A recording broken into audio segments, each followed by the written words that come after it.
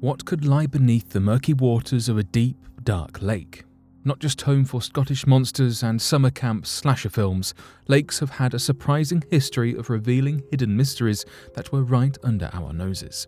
From forgotten artifacts to sunken treasures, a lake can potentially hide untold secrets down in their watery depths. So today, here at Unexplained Mysteries, we'll be taking a look through 3 interesting discoveries found in lakes across the world.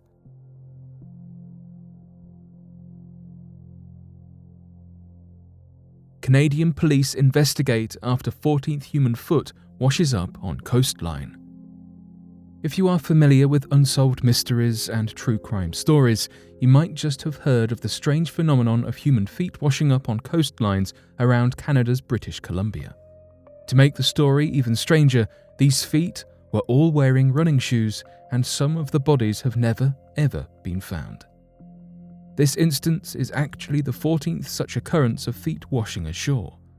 The Royal Canadian Mounted Police made the discovery of the 14th foot, but the pattern first emerged in 2007 and has yet to be solved. This particular foot was discovered on Gabriola Island in the Strait of Georgia. According to the report by the Royal Canadian Mounted Police, a man was walking on the island's beach before noticing a strange object. It looked like a foot inside a hiking boot, which had become stuck inside a log jam, which is where a large number of logs blocks a flow of water. Some theorists have suggested that the feet are the result of accidents at sea, such as shipwrecks or plane crashes. Another explanation is natural disasters, such as tsunamis. Another, more sinister theory is that it could be the work of organized crime groups or even the plot of a serial attacker. Some people have attempted to play pranks on law enforcement by adding phony shoes with fake human bones. "We've had people put dog-foot skeletons in runners and leave them on the beach," said Barb McClintock of the province's coroner's office, and somebody even used some old chicken bones. McClintock suggested that the reason why all of the feet are wearing running shoes is because the light, buoyant nature of the shoes allows the feet to float on the water's surface. It also acts as a layer of protection from decomposition. A previous foot was found in a similar fashion on Vancouver Island. In December 2017, a dog walker found a shoe tangled in seaweed after his dog led him to it. That specific foot was identified as belonging to a 79-year-old man from Washington State, United States. That particular man was listed as missing but later found washed up. There is still no explanation for his passing of life. Despite the spooky circumstances, the British Columbia Coroner's Office does not believe the feet are related to anything untoward. A number of the feet have been identified, and the coroner states that the individuals who the feet belong to either passed away accidentally or ended their lives themselves. The feet then separate from the body due to decomposition, but their shoes protect the feet until they eventually wash ashore. Still, the story is yet to be solved, as are the identities of multiple owners of the washed-up remains. Mungo man and woman. Ancient skeletons help us to piece together the long history of our ancestors and allow us to plot out the evolutionary timeline of our species. But no skeletons have garnered quite the attention from the scientific community like the Mungo man and Mungo woman. Found in the dry, deserted bed of the evaporated Lake Mungo, the discoveries were kick-started by Jim Bowler with the University of Melbourne in 1969. Lake Mungo is located in southeastern Australia and is around 760 kilometres or 470 miles due west of Sydney. The lake is also one of 17 included in the World Heritage Willandra Lakes region. The lake dried up around 14,000 years ago, but it was in 1968 that the significance of the lake became clear, when Jim Bowler managed to uncover the skeleton of an Aboriginal Australian woman. Carbon dating showed that the skeleton was 40,000 years old, making them the oldest remains to have ever been found in Australia, and demonstrating that humans had been on the continent for longer than we had originally believed. The bones of the Mungo woman were also burnt, which also makes the discovery the earliest known example of cremation and ceremonial burial anywhere in the world. Amazingly, in 1974, Bowler found another skeleton, this time belonging to a male. The Mungo man was similarly found to have come from the same period as the previous skeleton. Since the massive discovery, even more human bones and cultural objects have been discovered in the crescent-shaped sand dunes of Lake Mungo. The reason why this area is so significant to archaeologists is because it offers a detailed fossil record of Aboriginal life in the region.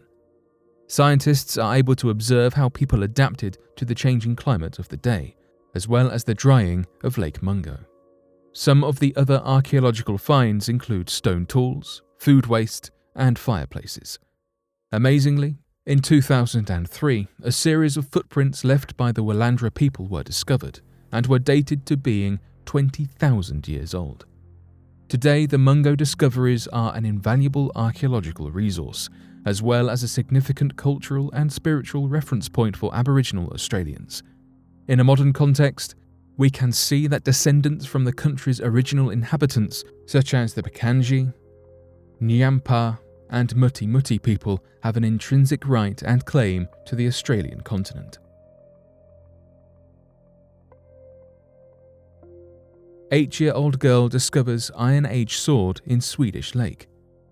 Like a story ripped from the mythos of King Arthur or the imagination of a young child, not many people expect to discover a sword lying in the waters of a lake. You can then imagine the surprise and excitement felt by 8-year-old Saga Venecek when she found an Iron Age sword sitting in the bottom of Lake Vidöstern in Sweden. I like to walk around finding rocks and sticks in the water, and then I usually walk around with my hands and knees in the water and in the sand, Saga said. Whilst Saga was wading through the shallow waters of Lake Vidöstern, she noticed a strange sensation under her. She was familiar with playing and crawling in the lake, and she quickly noticed that it felt different to the soft sand that she was normally used to. After reaching down beneath herself, Saga pulled up the object. Seeing it had a handle, Saga yanked the object out of the water and took it to her father. "Dad, I found a sword," she said. Her father, while impressed with his daughter's discovery, suggested they be careful with the sword until they had authorities investigate it. "I'm not sure you should be touching it anymore," he said. "It looks fragile."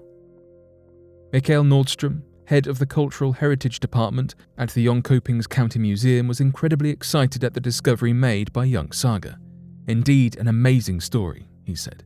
"We now believe that the sword is about 1,500 years old."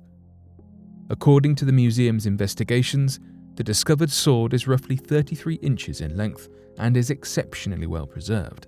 The sword is in such good condition that it still has its sheath, which is made from wood and leather. Additional searches in the lake also led to the discovery of some metal jewellery from around 300 to 400 AD. Why it has come to be there, we don't know, Nordstrom said of the sword. But perhaps it's a place of sacrifice. At first we thought it could be graves situated nearby the lake, but we don't think that anymore. Speaking of her discovery, Saga said it was pretty cool and that it was exciting. It's not that common that you find a sword that is 1,500 years old.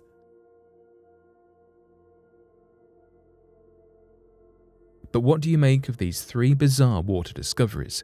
Be sure to let us know your thoughts in the comment section below and help us by growing this community while working to solve these unexplained mysteries.